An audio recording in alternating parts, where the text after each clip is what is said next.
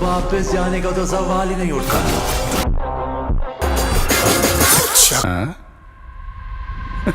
Daddy's home. ওকে, তাহলে ইয়াস toxic movie করে নিজের ক্যারিয়ারকেই ফেললো বড় বিপদে। আরেকদিকে কেন বারবার বিজয় স্যারের লাস্ট মুভি জননায়ককে পোস্টপন্ডের পর পোস্টপন্ড করা হচ্ছে? আর ভাই আদেও এটা রিলিজ হবে কি না? সাথে ওরমিও টিজার তো ভাই পুরোই মারাত্মক ছিল, কিন্তু প্রভাসের দা রাজা সাহেব মোট 3-4 দিনে টোটাল কত কালেকশন করলো সবকিছুই জানবো। তবে ভাই যারা এখনো সাবস্ক্রাইব করোনি, প্লিজ এখনই সাবস্ক্রাইব বাটনে ক্লিক করে ফেলো। প্রথমেই কথা বলি ও রোমিও মুভিটা নিয়ে। ভাই গতকাল তো হঠাৎ করে এই সিনেমার একটা টিজার আসে, যেটা দেখার আগে আমি ভাবিও নি যে এর ভিতরে এত কিছু থাকবে। I mean action, romance, comedy সবকিছুই আছে। সেই সাথে শাহিদ কাপুরের লুক, পুরো শরীরেই ট্যাটু আঁকা, তো মাথায় অলওয়েজ একটা লম্বা টুপি, এবং এর মধ্যে যখন সে মারামারি কাটাকাটি করে, ভাই এই ক্যারেক্টারটার অ্যাটিটিউড লেভেল আলট্রা প্রো ম্যাক্সে চলে যায়। তাছাড়াও এই মুভিতে আরো অসংখ্য কাজ থাকলেও তৃপ্তি ডিমরি হয়তো অ্যানিমালের পর প্রথম কোন একটা পারফেক্ট রোল পেয়েছে, যেখানে তার হটনেস বাদে প্রপার অ্যাক্টিং দেখানো হবে। আর ভাই আপনি যদি শাহিদ কাপুরের প্রিভিয়াস কিছু মুভির দিকে নজর দেন, মারাত্মক লেভেলের ধামাকা কিন্তু কিছু উপহার দিতে পারেনি। তাই ভাই আমি মন থেকে চাই এই রোমিও সিনেমাটা দিয়ে তিনি যেন ধামাকাদার একটা কামব্যাক করে।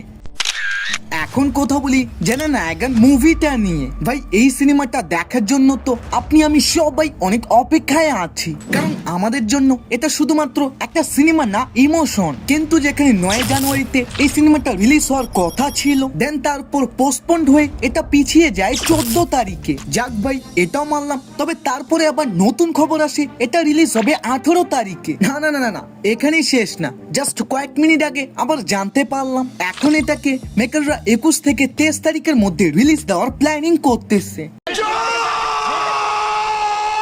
মানে এগুলো কি হচ্ছে রে ভাই, যেখানে সব দর্শকরাই চায় বিজয় স্যারের লাস্ট মুভি দেখে তাকে সুন্দরভাবে বিদায় জানাতে, তবে ওখানে সিবিএফসি এটাকে ছাড়পত্রই দিচ্ছে না। যেখানে মেকাররা তাদের কথা মেনে মুভিতে 20 বার কাজই চালিয়েছে যেন মুভিটাকে তাড়াতাড়ি সেন্সর বোর্ড থেকে পাস করা হয়, বাট তারপরও সেন্সর বোর্ড থেকে কোনো রেসপন্সই আসে না। তাই মেকাররা এখন বাধ্য হয়ে ডাইরেক্ট সিবিএফসির উপরে মামলা করে দেয়। अब तू गया बेटा, तेरी औकात मैं दिखाता हूँ तुझे। এবং হাইকোর্ট থেকে ফাইনালি এই মুভিটাকে ইউএস সার্টিফিকেশন দেওয়ার কথা দিয়েছে, কিন্তু হাইকোর্ট এখনো এটা বলেনি যে এই ছাড়পত্র তাদের কবে দেওয়া হবে। মানে ভাই মেকাররা এখন নিজেও জানে না যে এই মুভিটাকে তারা কবে রিলিজ দিবে।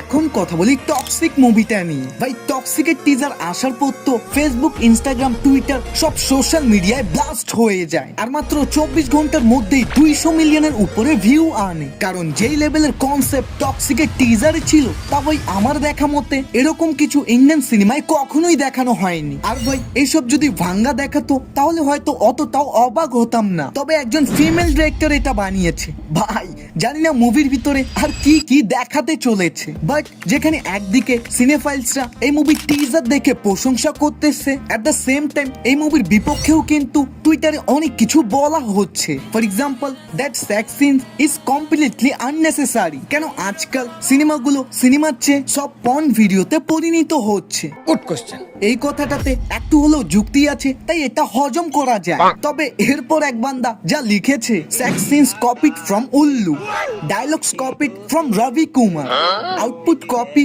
From Peaky Blinder, action scene copied from Hollywood. अबे तू थोड़ा सा बहन का लोड़ा क्या? ভাই এই লোকটার হিসেবে টক্সিকের সবকিছুই কপি। আরে ভাই একটা ইন্ডিয়ান সিনেমা যখন প্যান ওয়ার্ল্ড লেভেলে কিছু করতে চাচ্ছে, তাহলে ওখানে অবশ্যই হলিউডের ছোঁয়া তো পাবাই, কারণ মেকাররা চায় এটা ইন্ডিয়ার সাথে সাথে বাইরের দেশগুলোতেও হিট করাতে। যার জন্য শুধু সাউথের টিপিক্যাল মাস মশলা এই মুভিতে একদমই চলবে না, বাইরের দেশেরও মশলা এখানে ছিটিয়ে দিতে হবে যেন টেস্ট একটু ইউনিক বের হয়। এবং কারো মনে যদি এখনো প্রশ্ন থাকে যে ইয়াশ টক্সিক মুভি করে নিজের পায়ে নিজেই কুড়াল মেরেছে, ভাই ভাই ভাই কয়েক মাস অপেক্ষা করো, সিনেমাটা আগে রিলিজ হোক, তারপর আসল সত্যিটা আমরা সবাই জানতে পারবো। এখন কথা বলি দ্য রাজা সব মুভিটা নিয়ে। ভাই এই ফিল্মটাকে নিয়ে আমি আর কি বলবো, যা বলার ছিল আমি অলরেডি আগে আমার 2টা ভিডিওতেই জানিয়ে দিয়েছি যে এটা ভালো নাকি খারাপ এবং আপনার এটা দেখা উচিত কিনা। বাট প্রথম দিন এটা যেখানে মেকারদের হিসেবে 112 কোটির ওপেনিং নিয়েছিল, কিন্তু ট্রেড অ্যানালিস্টরা এটার প্রথম দিনে নেট কালেকশন শেয়ার করে 63 কোটি। গতকাল এই নাম্বারটা আরো নিচে নেমে 25 কোটিতে এসে পৌঁছেছে এন্ড আজকে এটার কালেকশন হবে 15 কোটির মতো এবং এর সাথে টোটাল ওয়ার্ল্ড ওয়াইড কালেকশন হবে 160 কোটির উপরে। বাকি তোমরা যে এতদিন ধরে বিজয় স্যারের উপরে একটা ডিটেল ভিডিওর জন্য অপেক্ষায় ছিলে, ফাইনালি ওটা খুব শীঘ্রই আসতে চলেছে। তাই আমার জন্য না হলেও বিজয় স্যারের জন্য প্লিজ চ্যানেলটাকে সাবস্ক্রাইব করে রাখো। Bye bye.